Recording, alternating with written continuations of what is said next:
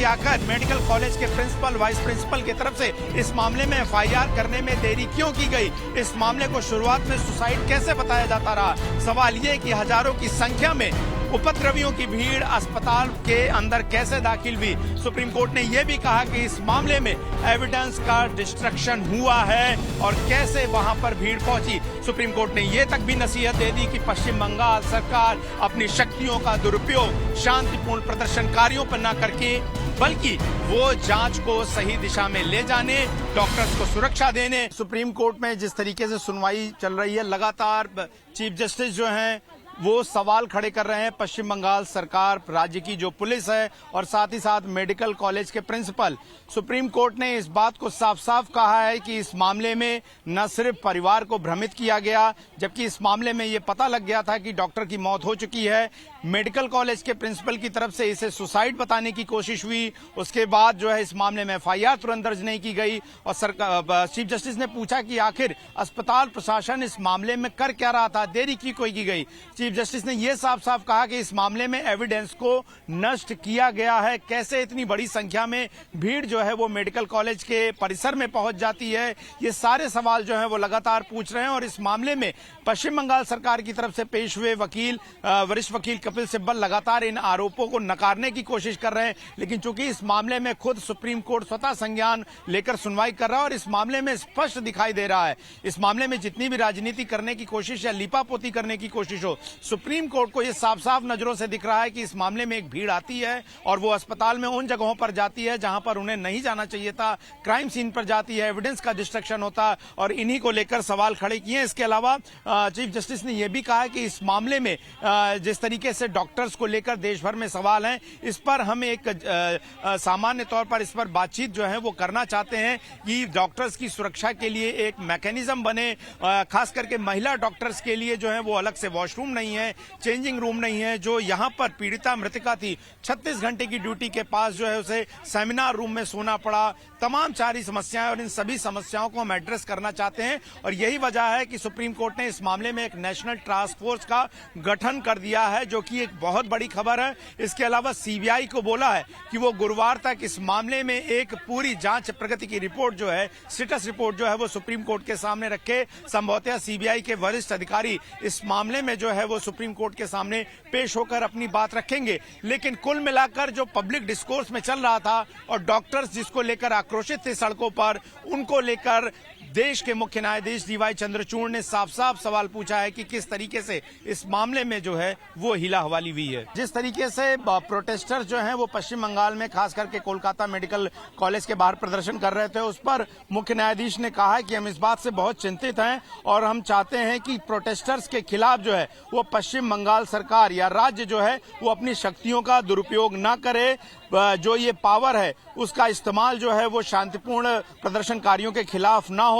हालांकि पश्चिम बंगाल सरकार के वकील कह रहे हैं कि पॉलिटिकल पार्टी जिस भीड़ में जो है शामिल थी, तो कहीं ना कहीं पश्चिम बंगाल सरकार के जो वकील हैं उनकी तरफ से इस मामले में अभी भी लीपापोती और इसमें राजनीतिक एंगल से इस पूरे हैवानियत वाले घटनाक्रम को देखने की कोशिश की जा रही है और वैसा ही पोर्ट्रे करने की कोशिश हो रही है, जबकि खुद देश के मुख्य न्यायाधीश के समक्ष जो तथ्य लाए गए और उन्होंने स्वतः संज्ञान लेकर इस मामले में सुनवाई की, उसमें वो स्पष्ट कह रहे हैं कि न सिर्फ परिवार को बॉडी देखने में देरी की गई, इस मामले में हत्या का मुकदमा दर्ज करने में देरी की गई, इसे सुसाइड बताया गया शुरू में। अब बताइए कि एक मेडिकल कॉलेज जहां पर हर इंसान का इलाज होता है, क्या उस मेडिकल कॉलेज का प्रिंसिपल ये पता लगाने में उसे इतनी मुश्किल लग रही थी कि वो एक सुसाइड और मर्डर में फर्क ना कर सके। और ऐसे में जब उस पीड़िता डॉक्टर के साथ जो है वो ब्रूटल रेप भी हुआ हो, इस तरीके से रेप हुआ है जहां पर उसके शरीर के कई अंग जो है वो टूट फूट गए, विकसित हो गए, तो ऐसे तमाम सवाल हैं और यही वजह है कि सुप्रीम कोर्ट लगातार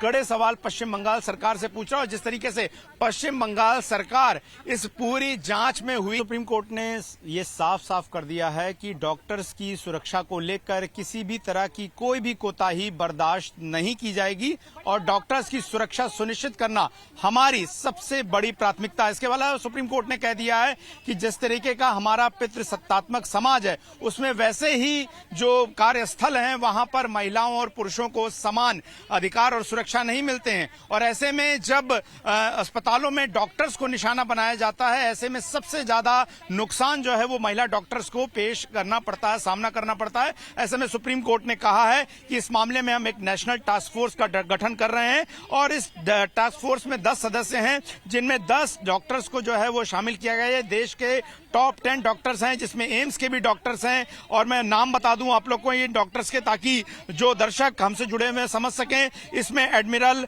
आरती सरीन है, वो महानिदेशक चिकित्सा सेवा नौसेना है। डॉक्टर डी नागेश्वर रेड्डी हैं। डॉक्टर एम श्रीनिवासन, वो एम्स दिल्ली निदेशक हैं। डॉक्टर प्रतिमा मूर्ति जो हैं वो बैंगलोर की डॉक्टर हैं। डॉक्टर गोवर्धन दत्तपुरी एम्स जोधपुर से हैं। डॉक्टर सौमित्रा रावत, सदस्य गंगाराम हॉस्पिटल। प्रोफेसर अनीता सक्सेना, ये कुलपति हैं। पल्लवी सैपले, ये जेजे ग्रुप हॉस्पिटल से हैं। Padma Srivastava, chairperson neurology.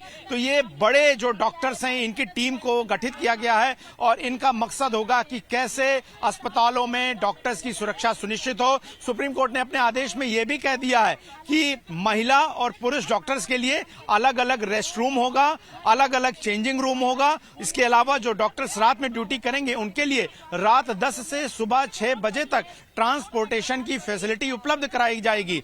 Chief justice ने कहा कि हमने ये ऑब्जर्व किया है कि जहां पर महिला और पुरुष डॉक्टर दोनों साथ काम करते हैं, वहां पर common changing room, common washroom होते हैं और उसके लिए भी उन्हें चलकर अस्पताल परिसर में बहुत दूर तक जाना पड़ता है। ऐसे में कैसे जो है वो समान कार्य अवसर की जो मौके हैं वो उपलब्ध हो सकेंगे महिला डॉक्टर्स के लिए। और आने वाले समय में जब हम ये चाहते हैं कि हमारे देश में ज्यादा से ज्यादा महिलाएं जो हैं वो कामकाज के लिए पब्लिक सेक्टर में आए, तो हमें उससे पहले महिलाओं की सुरक्षा को 100% सुनिश्चित करने के लिए सारी तैयारियां करनी होंगी और सारे कदम उठाने होंगे। और अब इस मामले में जो अगली सुनवाई है वो गुरुवार को होनी है और उस दौरान जो है इस मामले की जांच कर रही सेंट्रल ब्यूरो ऑफ इन्वेस्टिगेशन यानी कि सीबीआई को इस मामले में स्टेटस रिपोर्ट दाखिल करनी है। लेकिन इस सुनवाई के दौरान सुप्रीम कोर्ट ने कुछ बड़े सवाल खड़े कर दिए। मसलन पीड़िता के परिवार को 8:30 बजे रात को बॉडी सौंप तो दी गई, लेकिन इस मामले में 11:30 बजे तक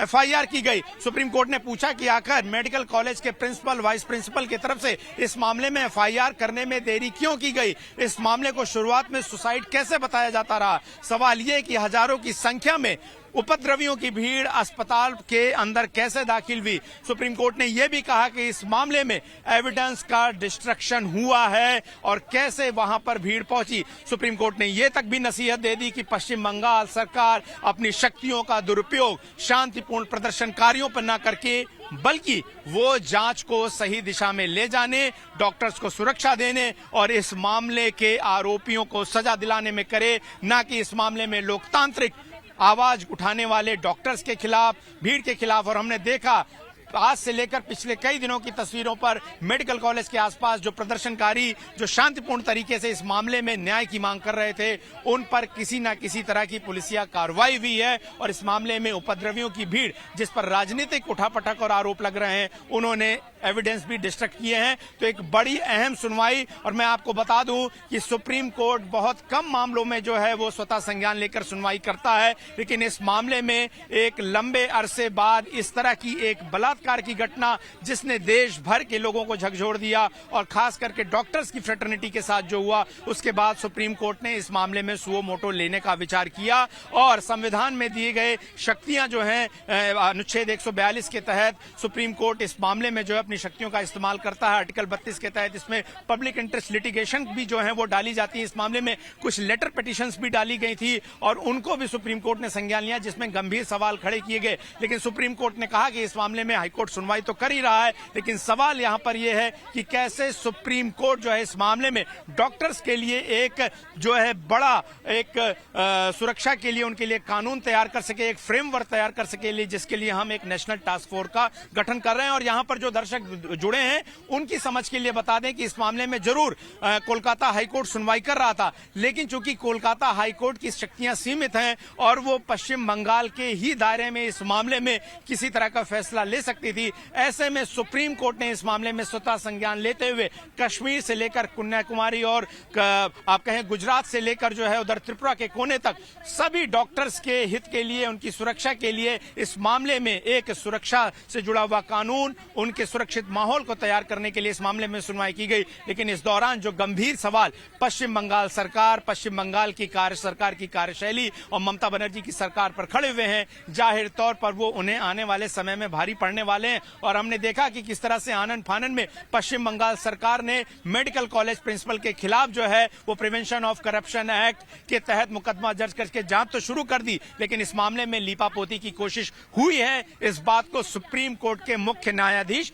स्पष्ट तौर पर कह रहे हैं। चाहे पश्चिम बंगाल सरकार के वकील, वरिष्ठ वकील कपिल सिब्बल लाख ना नुकुर कर लें, तमाम दलीलें दे लें, लेकिन सुप्रीम कोर्ट ने अपने एक स्पष्ट आदेश में यह कह दिया है कि न सिर्फ एविडेंस डिस्ट्रक्शन की कोशिश हुई, बल्कि इस मामले में पश्चिम बंगाल सरकार ने लीपापोती की पूरी कोशिश की है। टास्क फोर्स को बहुत सारी चीजें देखनी है। कुछ चीजें जैसा कि सुप्रीम कोर्ट के मुख्य न्यायाधीश ने खुद कहा कि खास करके अगर आप कोलकाता के मामले में देखें तो 36 घंटे की ड्यूटी करने के बाद डॉक्टर को सेमिनार रूम में जो है रेस्ट करना पड़ा। वो कोई जगह नहीं होती है, वॉशरूम नहीं थे वहां पर, टॉयलेट बनाए जाने लगे अचानक से। महिला डॉक्टर्स की सुरक्षा सुनिश्चित हो ताकि ज्यादा से ज्यादा सरकारी स्वास्थ्य सुविधाओं में महिला डॉक्टर्स आ सकें, वो समान रूप से सुरक्षित महसूस कर सकें और पितृसत्तात्मक समाज की तमाम कुरीतियों को आगे ढकेलते हुए वो जो है वहां पर काम कर सकें। इसके लिए एक तैयारियां की जाएं। उनके वर्क आवर्स को लेकर जो है जाहिर तौर पर चर्चा होगी कि 36 घंटे क्या कोई डॉक्टर्स ड्यूटी करेगा। सवाल ये कि क्या उन्हें रात में पिक एंड ड्रॉप की फैसिलिटीज नहीं मिलेगी। निर्भया मामले के बाद यह हुआ कि किस तरह से महिला कर्मचारियों को पिक ड्रॉप देना है, उसके लिए बाकायदा एसओपी बनाई गई, कानून तैयार की गए, लेकिन महिला डॉक्टर्स को क्यों छोड़ दिया गया? उनके लिए सुरक्षा की बात क्यों नहीं की गई? उनके लिए अलग वॉशरूम और चेंजिंग रूम की बात क्यों नहीं की गई? एक हाइजीनिक, कोर्ट ने यह भी कहा कि हाइजीन नहीं होता है। महिला वॉशरूम जो होता है वो कॉमन वॉशरूम होता है, वहां हाइजीन नहीं होता, गंदगी होता है। सुप्रीम कोर्ट के मुख्य न्यायाधीश भी तमाम जगहों पर गए हैं और उनको इस तरह की तमाम शिकायतें भी मिलती हैं। तो टास्क फोर्स इन सभी चीजों को लेकर एक ओवरहॉलिंग करने की कोशिश करेगा। भारत की सरकारी स्वास्थ्य सुविधा या सार्वजनिक स्वास्थ्य सुविधाओं को